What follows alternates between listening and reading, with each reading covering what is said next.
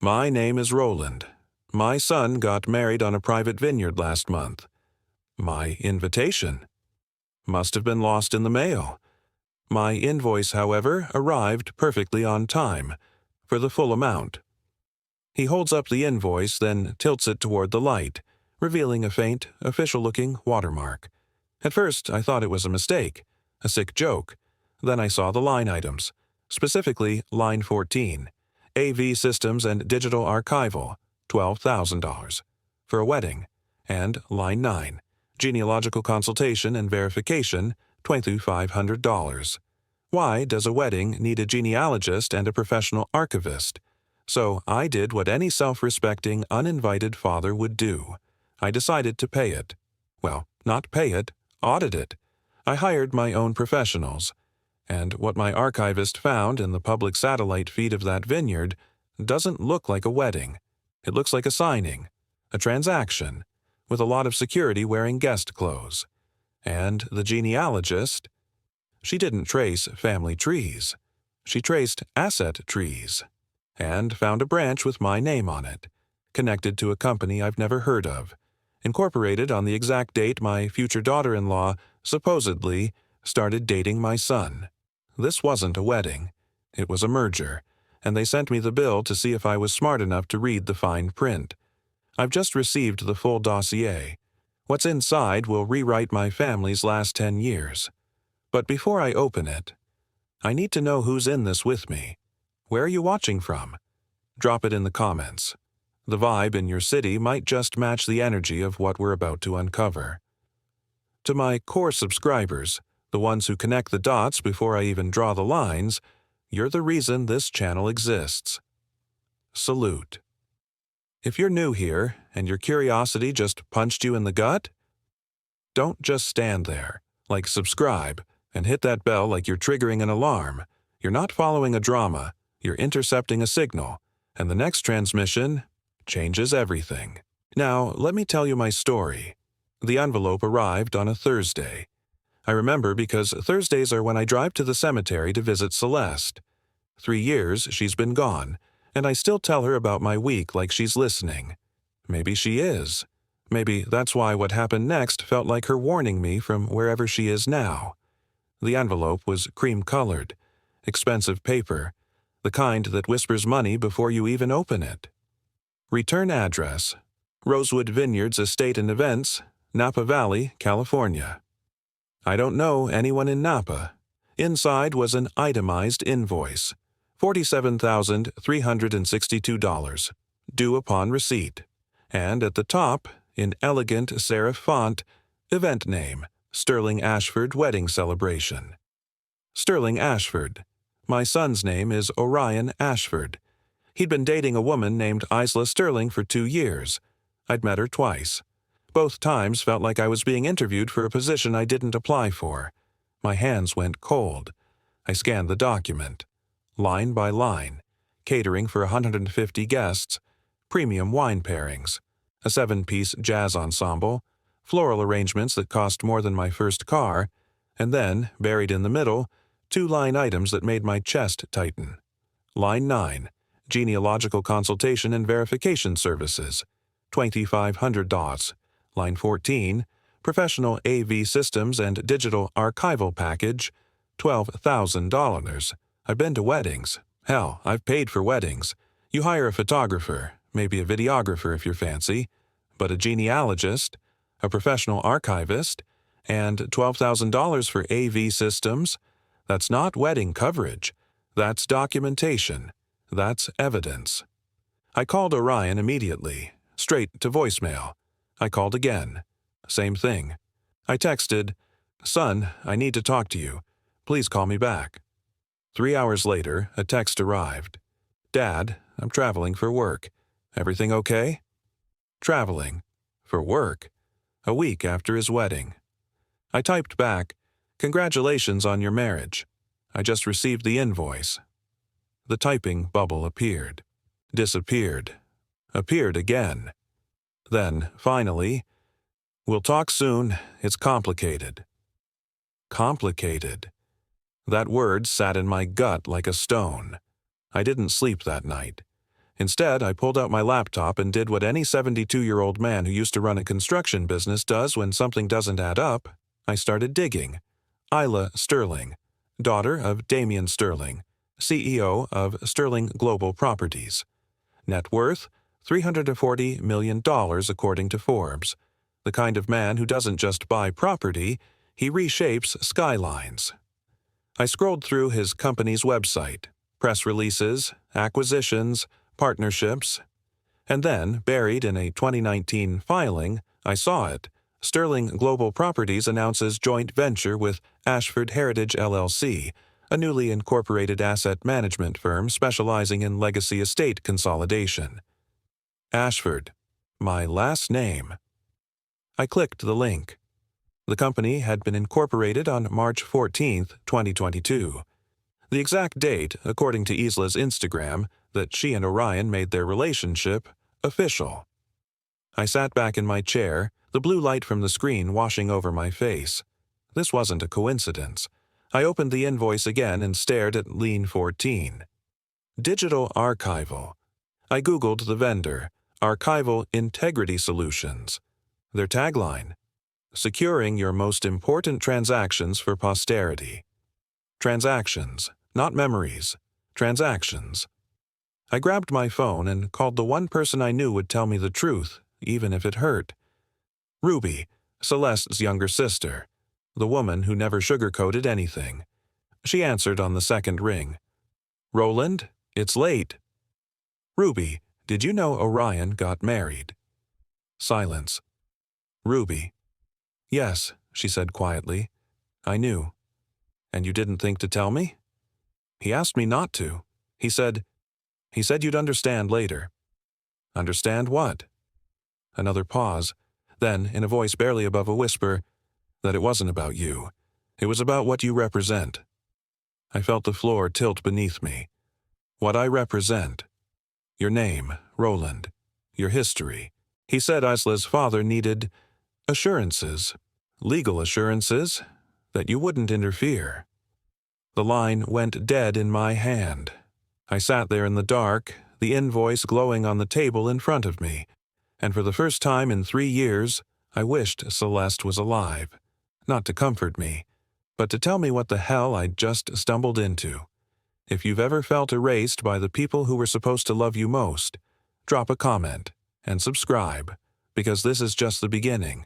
You won't believe what I found next. I didn't sleep. Instead, I did something I'm not proud of. I became a detective of my own son's life. By 3 a.m., I'd scrolled through 5 years of Isla's social media. Every post, every tagged photo, every comment, looking for, I didn't even know what, a clue, a pattern, something that would explain why my son's wedding felt less like a celebration and more like a hostile takeover. And then I found it. A photo from the wedding, posted by someone named Micah Castellano, a name I didn't recognize. The caption read, "Honored to witness history in the making. Here's to new alliances and profitable futures. Har Sterling Ashford, Naquan Legacy Building." Not beautiful couple, not congrats to the newlyweds. Profitable futures. The photo showed the vineyard at golden hour, string lights, a gorgeous sunset, and in the background near the wine cellar entrance, 3 men in tailored suits standing apart from the other guests. One of them was Damian Sterling. The other 2 I didn't recognize, but they weren't holding champagne. They were holding folders. I zoomed in. The image quality was just good enough to make out the edge of a document in one man's hand. Letterhead. I could see the first 2 words. Trust Agreement. I screenshot it, sent it to myself, then kept digging. That's when I found the vendor. Buried in a tagged Instagram story from the wedding planner was a short clip, a behind-the-scenes moment. In the corner of the frame, a man in black was adjusting a camera mounted on a tripod, but it wasn't pointed at the altar. It was pointed at a long table set up near the estate's private library. The man's shirt had a logo, AIS, Archival Integrity Solutions. I Googled them. Their website was corporate, cold, no wedding packages, no sentimental language about capturing your special day. Instead, the services listed were forensic-grade video documentation, legally admissible digital archiving, contractual signing verification, multi-party transaction recording. I felt my pulse in my throat. This wasn't a wedding videographer. This was a legal recording service, the kind you hire when you need ironclad proof that something happened exactly as documented, the kind you use for depositions, real estate closings, mergers, and they were at my son's wedding. I picked up my phone and called the only person I knew who'd understand what I was looking at, Celine Cross. We'd worked together back in the 80s when I was running my construction company and needed someone to vet contractors. She'd been a private investigator even then, sharp, unsentimental, and expensive. She answered on the fourth ring. Her voice was gravelly. "Roland Ashford. It's been what, 15 years? Celine, I need a favor." At 4 in the morning? Must be serious. I told her everything. The invoice, the line items, the corporate entity, the photographs. When I finished, there was a long silence. "Send me everything you have," she said finally. "And Roland, don't contact your son again. Not yet."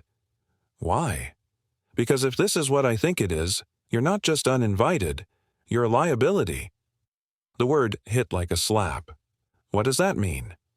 It means whoever planned this didn't want you there because you'd ask questions. And based on what you just told me, they had a lot to hide. I'll call you in 48 hours. She hung up. I sat in my living room as the sun came up, the invoice still on the coffee table in front of me. I kept thinking about Ruby's words. It wasn't about you. It was about what you represent. What did I represent? I was a retired contractor, a widower, a father who'd worked 60-hour weeks to put his son through college and never asked for anything in return except honesty. But then I remembered something. A conversation I'd had with Orion 2 years ago, right around the time he'd started dating Isla.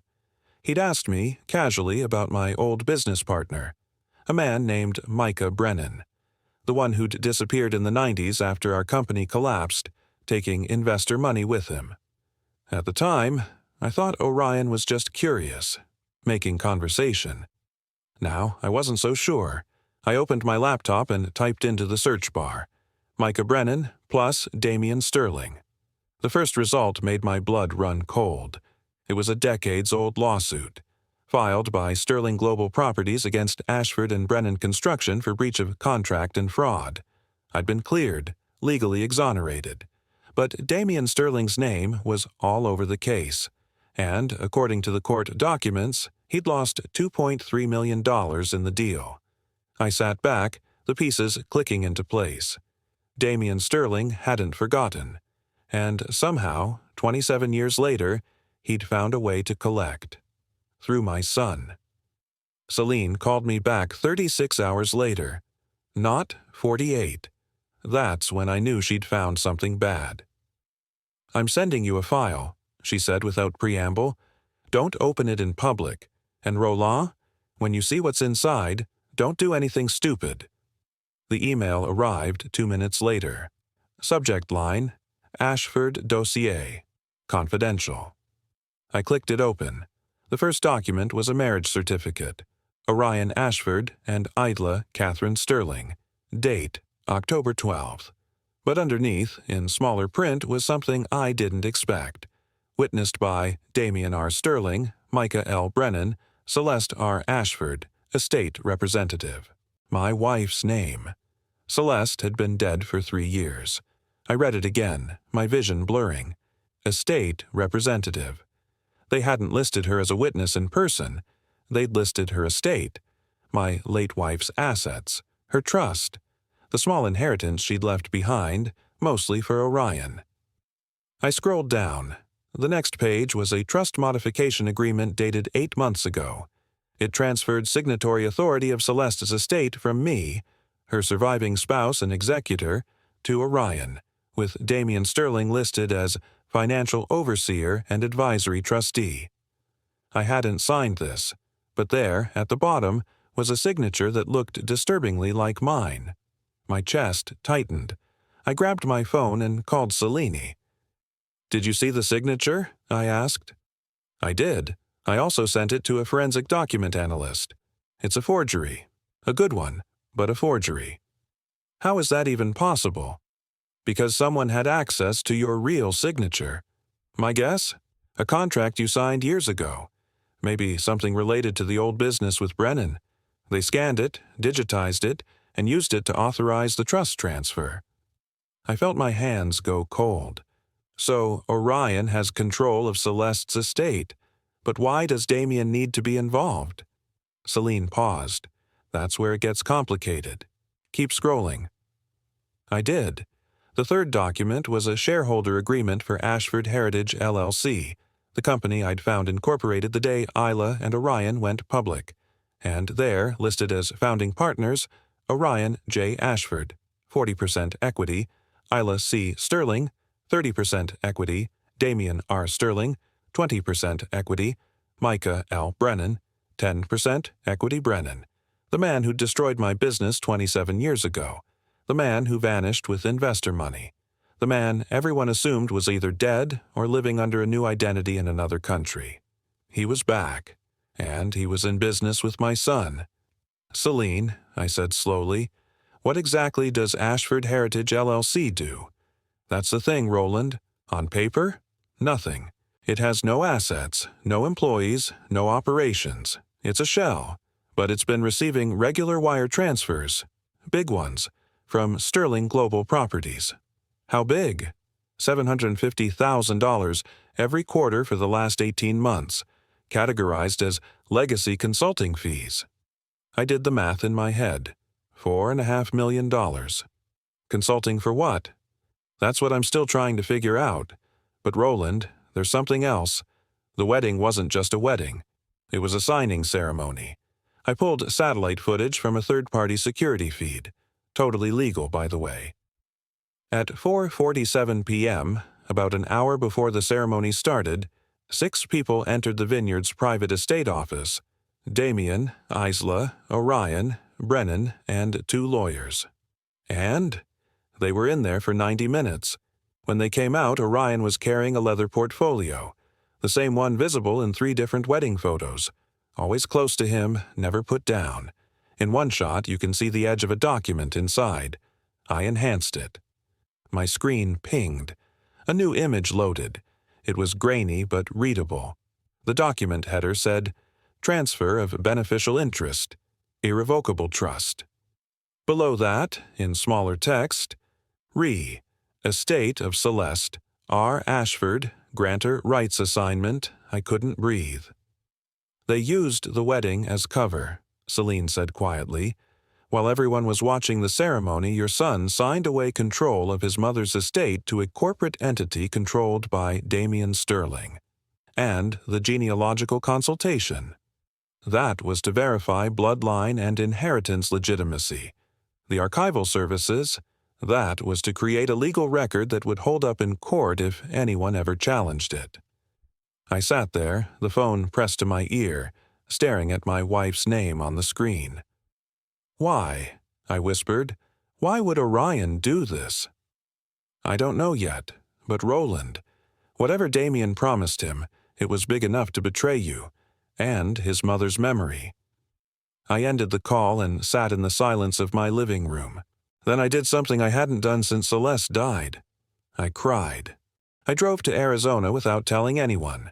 Selene had tracked down Micah Brennan to a gated retirement community outside Scottsdale. He was living under his real name. Bold, arrogant, or stupid, I wasn't sure which. Maybe all 3. It took me 2 days to get there. I didn't fly. I needed the time to think, to plan, to decide what kind of man I was going to be when I looked him in the eye. The community was called Desert Horizon Estates. Palm trees, golf carts, white-haired people in visors sipping iced tea. It looked like a postcard. I found his address in the directory. Unit 447, Saguaro Lane. When I knocked, a woman answered. Mid-60s, elegant, confused. "Can I help you?" "I'm looking for Micah Brennan." She hesitated. May I ask who's calling?" "Tell him it's Roland Ashford." Her face went pale. She closed the door halfway, whispered something behind it, then opened it again. "He'll see you." I stepped inside. The interior was immaculate. Expensive furniture, abstract art on the walls, a bottle of 18-year-old scotch on the bar cart. And there, standing by the window with his back to me, was Micah Brennan. He looked older, grayer, but he still had that same posture. Shoulders back, head high, the posture of a man who'd never apologized for anything in his life. He turned around. "Roland," he said, like we were old friends. "It's been a long time." 27 years, I said. "You look good. Retirement suits you." "Cut the shit, Micah. Why are you involved with my son?" He smiled, not a warm smile, a transactional one. "Would you like a drink?" "No." "Suit yourself." He poured himself 2 fingers of scotch, took a sip, then sat down in a leather armchair like he was holding court. "Your son came to me," he said finally, "about 2 years ago. He'd been doing research, digging into the old company. He wanted to know what really happened." "And you told him?" "I told him the truth, that Damian Sterling set us up, that he used me to destroy you because you'd underbid him on a contract worth $15 million that he paid me $200,000 to disappear and take the fall, and that you, noble, honest Roland, got cleared, but your reputation still never recovered." I felt my jaw tighten. "So you're the victim now?" "No, I'm the realist. Damian is a snake, always has been, but he's a snake with money and power. And when your son came to me asking how to get into Damian's world, I gave him the blueprint." "What blueprint?" Micah leaned forward. "Marry the daughter. Gain access to the empire. Use the old grudge as leverage. Damian wanted revenge on you, Roland. He's been holding on to that anger for nearly 3 decades. So Orion gave him a gift. He gave him you." "What does that mean?" "It means your son traded your legacy for his future. Celeste's estate, the trust she left behind, that's not just money, Roland. It's tied to property. A portfolio of land acquisitions your wife inherited from her father. Land that sits on a development corridor Damian's been trying to control for years. Land worth about $18 million. The room tilted. "Orion doesn't have the right to—" "He does now. With the trust transfer, he has full authority. And by marrying Isla and forming Ashford Heritage LLC, he's positioned himself as Damian's partner. Not his enemy, not his victim. His partner." I stood up, my fists clenched. "You helped him do this." "I consulted. For a fee." "You sold out my son." "Your son sold you out, Roland. I just showed him how." Micah took another sip, unbothered. "And honestly, I don't blame him. You raised him to be ambitious, to want more. Well, he wanted more, and Damian offered it." I stared at him, every muscle in my body coiled. "Why are you telling me this?" Micah set down his glass and looked at me with something close to pity. "Because Damian's not done. This was phase 1, securing the land, neutralizing you legally. But phase 2? He paused. "That's where they erase you completely. They're going to contest Celeste's original will, claim you manipulated her before she died, declare you mentally unfit, and take everything." The air left the room. "You have maybe 6 months before they file," Micah said. "Maybe less." I turned and walked toward the door.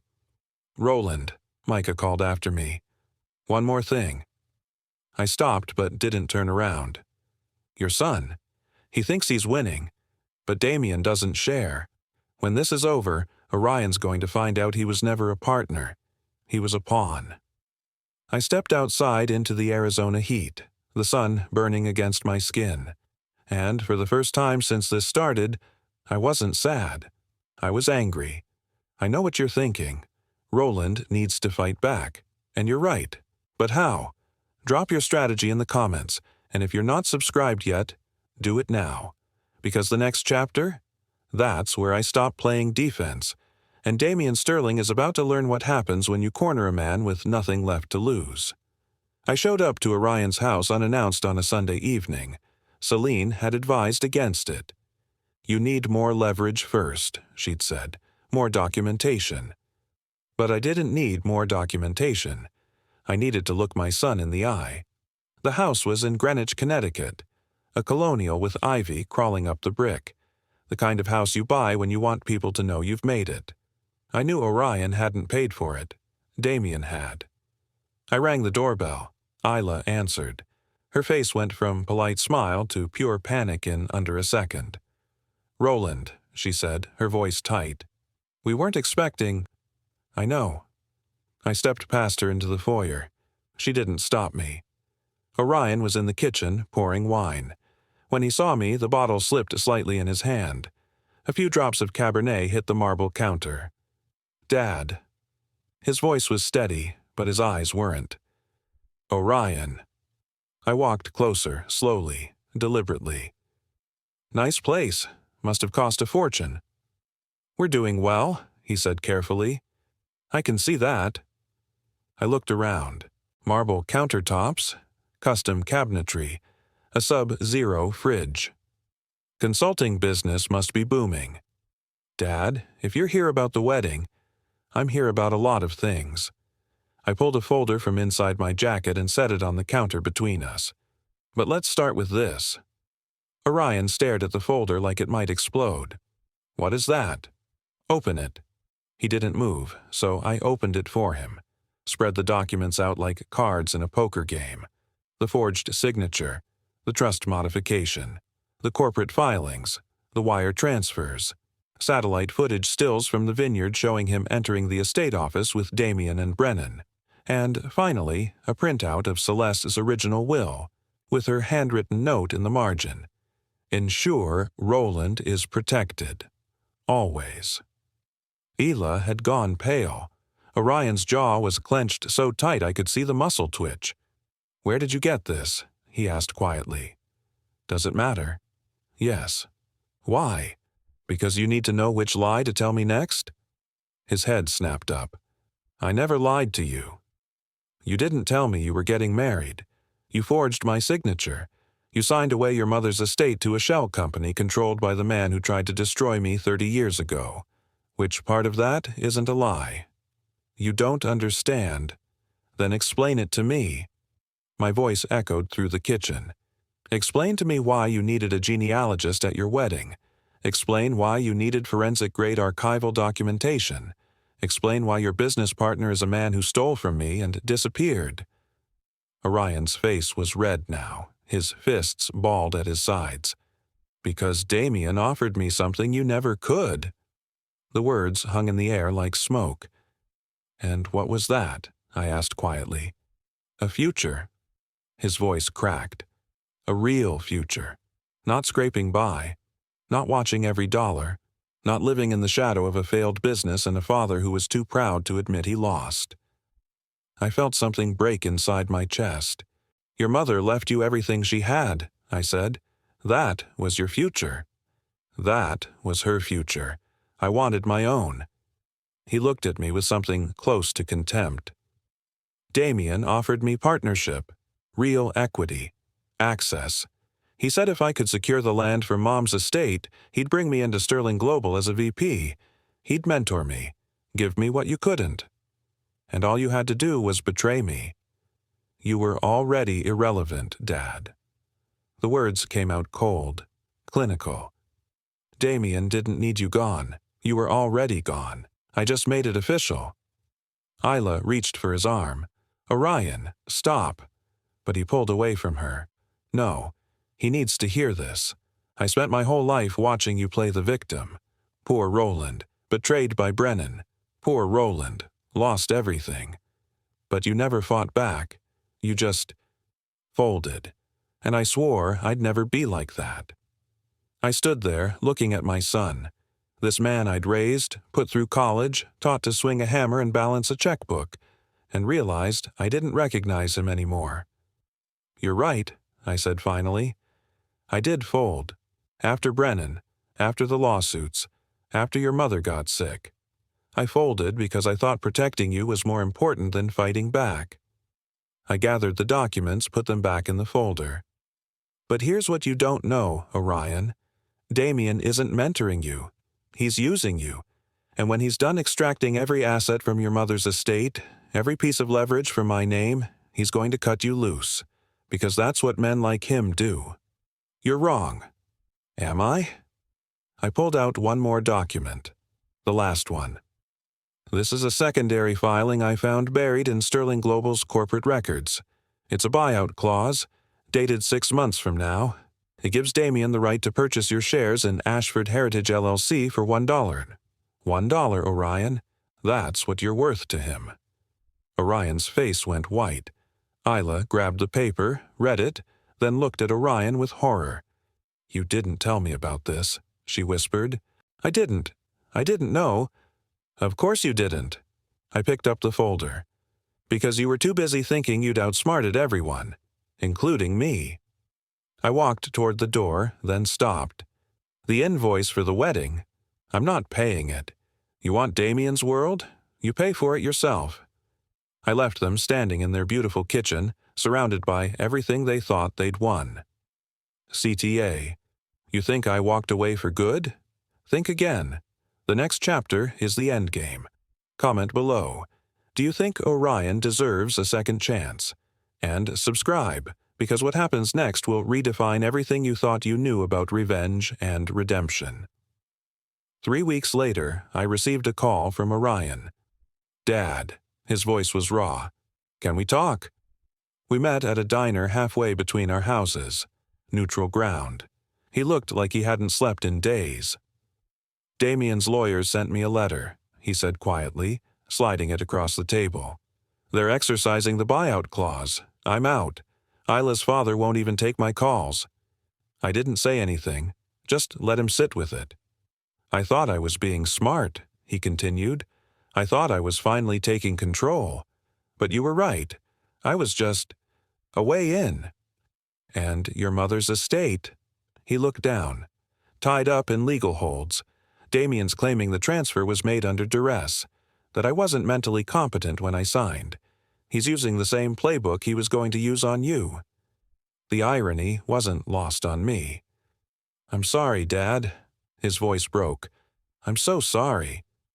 I reached into my coat pocket and pulled out a single document. What's that? He asked.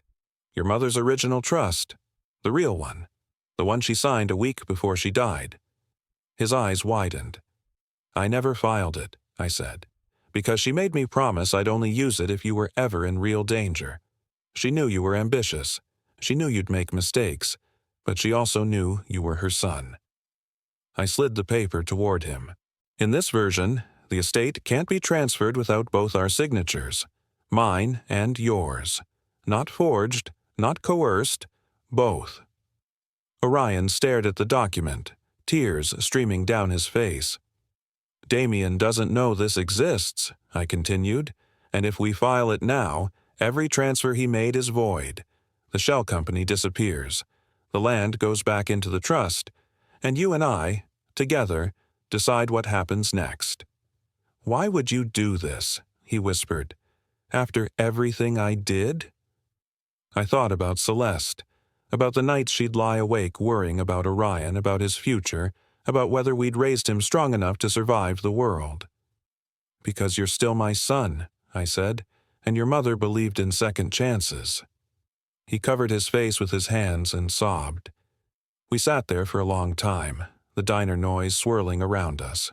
Finally, he looked up. What do we do now? We file the trust. We let Damien's lawyers know that every document they have is worthless. And then we rebuild. Together. And the wedding bill? I smiled, just a little. I'm still not paying that. He laughed, a broken, desperate sound, but a laugh. Dad, I don't deserve this. No, I agreed, but your mother did, and she asked me to make sure you had a way back if you ever got lost. We walked out of that diner together, not healed, not whole, but together. Damien Sterling's lawyers tried to fight it. They lost. The estate went back into trust. Orion resigned from Ashford Heritage LLC, and 6 months later, we dissolved the company entirely. As for the wedding invoice, it's framed on my wall now, a reminder that some things, betrayal, forgiveness, redemption, can't be bought, but they can be earned. If this story moved you, if it made you think about family, legacy, and second chances, subscribe. Share it with someone who needs to hear it. Because the truth is, we're all one decision away from losing what matters most. And sometimes the hardest thing to do is forgive. Thank you for walking this journey with me. Until next time.